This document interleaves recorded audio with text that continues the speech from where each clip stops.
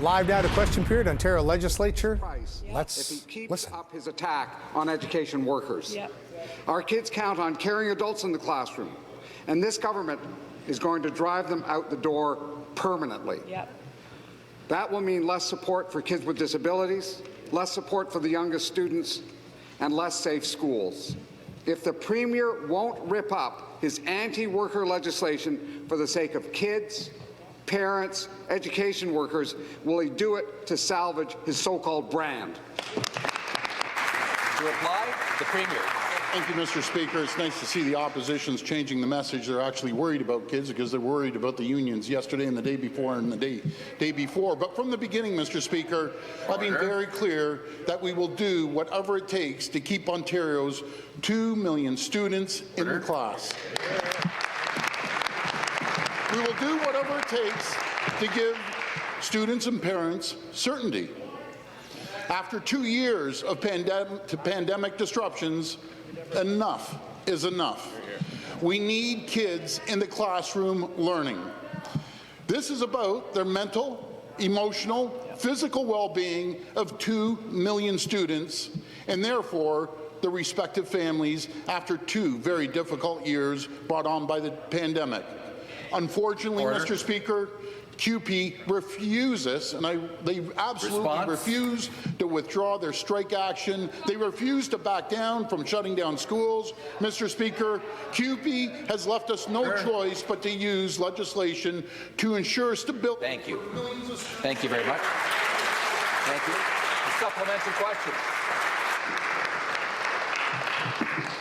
Thank you, Speaker. Actually, the Premier does have a choice. He could make a good offer. He could make a difference in the lives of our children and our education workers. Speaker, the Premier says that education workers are little guys too, little gals. This government thinks it's okay for them to have to use food banks. The Premier is acting like a bad boss. When bad bosses disrespect and underpay people for long enough, those people quit. They walk. It won't be just Friday or next week that parents have to worry about if education workers leave the profession. It's the future of their kids' education. If the Premier won't rip up his anti-worker legislation for the sake of kids, parents, and education workers, will he do it to avoid getting booed in public again for acting like a bad boss? The response from the Order. Premier. You know, we live in a democracy. People spoke June 2nd very loud. And that's why they lost seats, and we filled the seats. Mr. Speaker, we will always support the frontline workers. Come to order.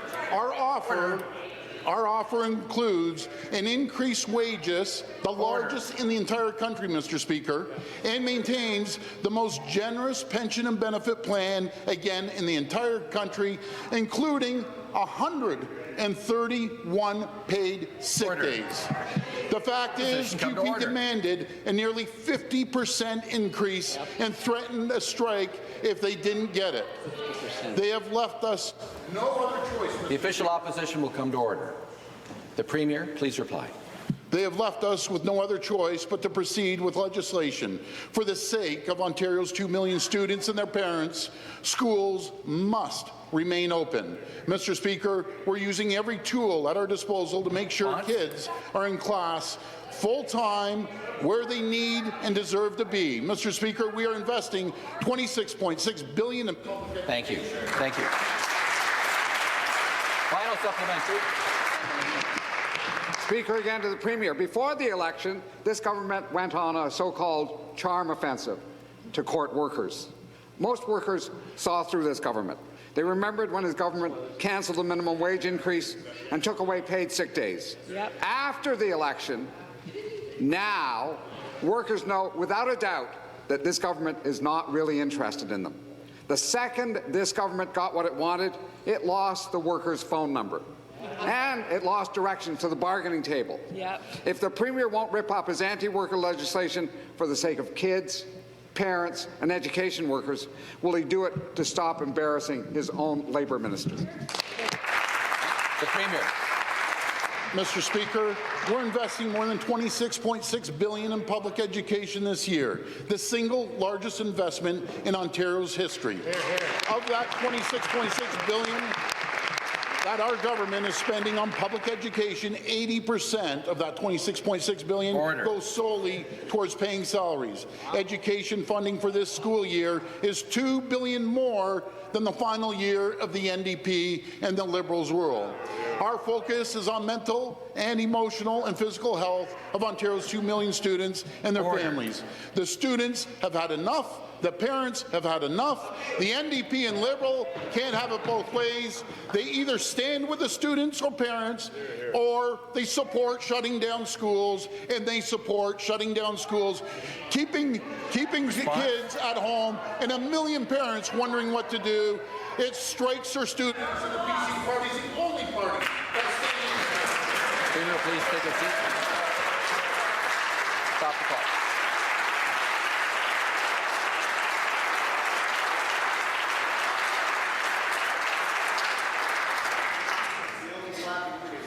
The member for Ottawa Centre will come to order. The member for Sudbury will come to order. The member for Davenport will come to order. The member for Windsor West will come to order.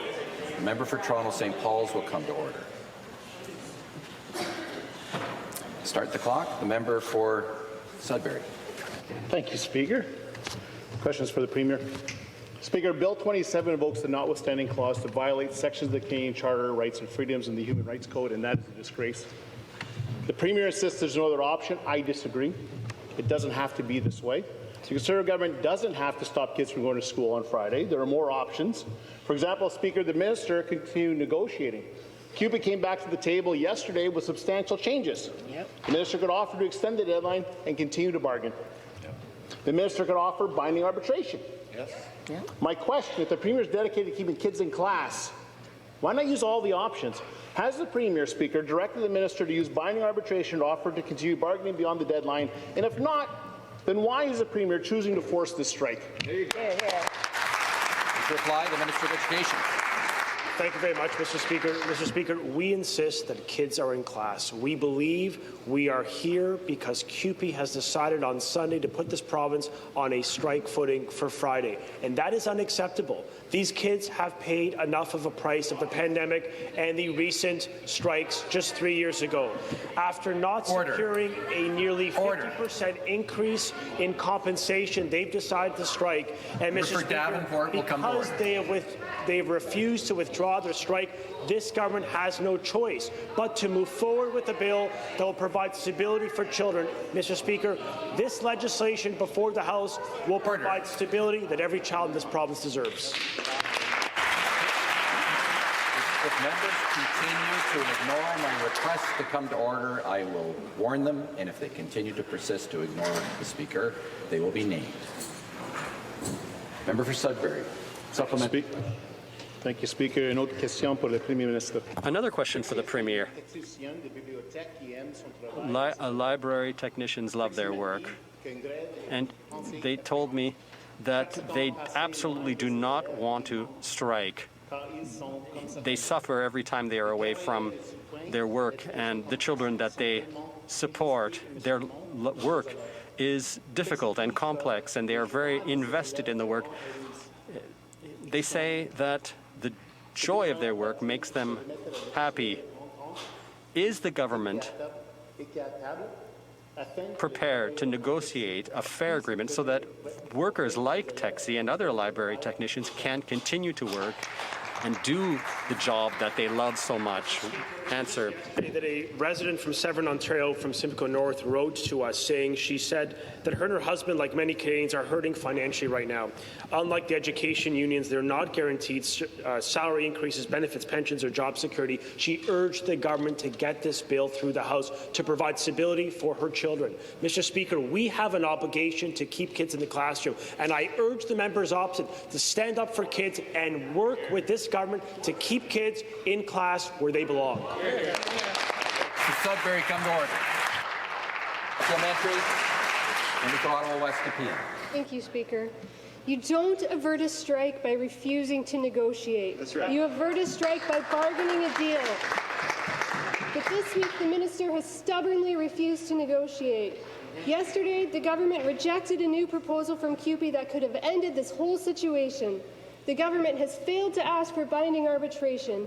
The Premier claims they're doing all they can for our kids. So why, when there are so many other things the government could have done this week, have they virtually guaranteed schools will be disrupted tomorrow?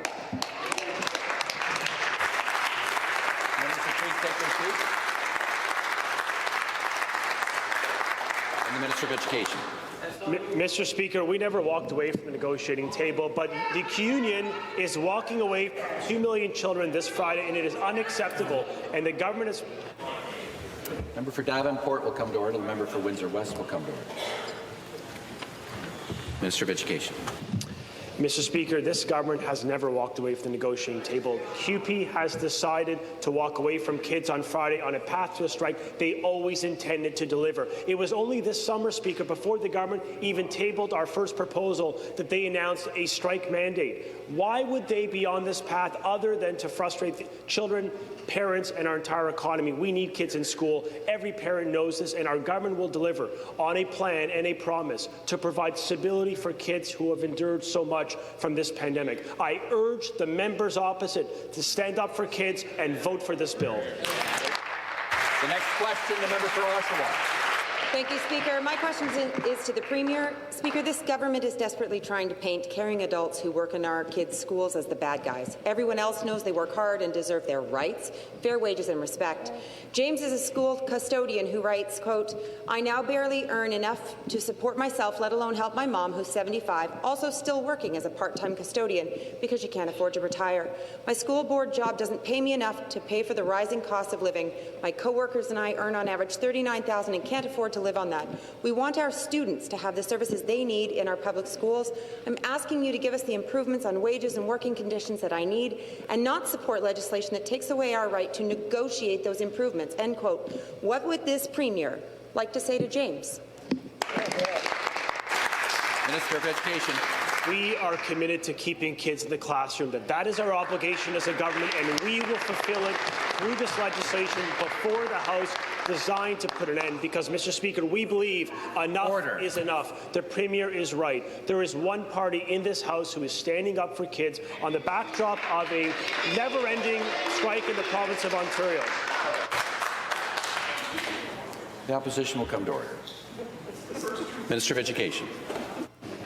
Mr. Speaker, a rather serious matter is before the House. A bill is before us to ensure kids are in school, and I would not trivialize the impacts on working people in this province. Their kids deserve to be in school. Every child deserves to be in school, and I urge the members to have the courage of their convictions, stand up for their constituents, and vote for stability in the classroom.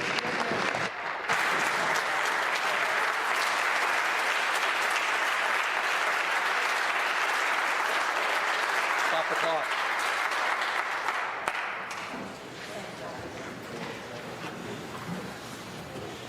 Start the clock. Supplementary question. Thank you, and back to the Premier, and I am happy to stand on the courage of my convictions in opposition to this horrible government right now.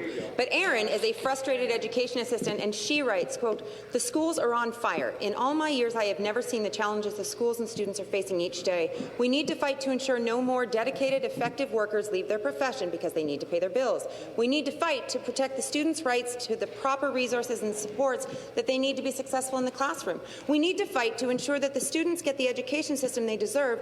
They should not have to pay privately for a proper education. All I want is a livable wage. I want resources and money to put into our education system so that our children, including my own, have the best chance at a positive and successful future. I want the government to respect us and our roles, and that is shown through true collective bargaining. The bully tactics the government is using is not only an attack on education workers, but on all unions." End quote. What on earth would this Premier like to say to Erin? Minister of Education. We are grateful to Aaron and to every member who work in our schools. So much so, Speaker, that we have hired 7,000 more education workers in the province. Under the plan proposed before this House, 1,800 more education workers, 800 more educators will be hired. The largest investment in the province's history, $680 million more this year compared to last year. That is an investment in public education. In addition, Speaker, to providing investments in our schools, we are increasing salaries every year, 10% over 4 years, maintaining a pension, and the best health benefits, 131 days of sick leave, and absolute job security that many people watching could only dream of. Mr. Speaker, we want kids in the classroom. Order. We believe they have a right to learn, and we will stand up for their parents, the million parents who are deserved on this government for Oshawa, to get the job done and provide stability for the people we all represent, Speaker. All right, the political volleyball continues. Question period between the government and the opposition.